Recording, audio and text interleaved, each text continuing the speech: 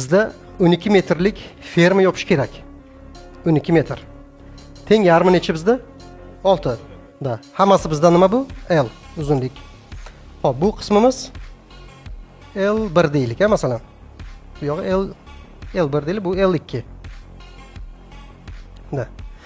12 metr bo'lsa, bizda ruxsat beradigan qismi ferma bo'ladigan bo'lsa, har doim mana shu peshonasi eng kichkina qismi 40 dan kam bo'lmasligi kerak. Standart formula shu.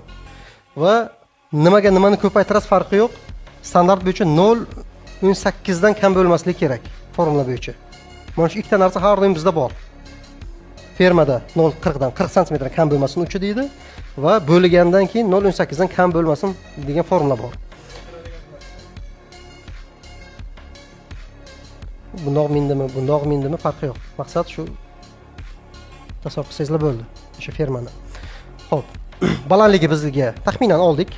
Mana shu formula chiqish uchun 1,5 balandlik kerak bizga. Xo'p, 1,5 dan nimani ayiramiz? 40 ni ayiramiz. Bizda mana bu joy nima bo'ladi shunda? 1/1. Mana shu 1/1 aniq bizda, 40 aniq bizda, 1/1 ham aniq bo'ldi. Ya'ni 1,5 dan 40 ni ayirdik. Mana bu nima chiqdi? 1/1. Endi 1/1 ni 6 metrga bo'ldik. 6 metr qayerdan chiqdi? Uzunligi 6 metrga bo'ldik. Bo'lganimizdan keyin 0.18 formula chiqadi.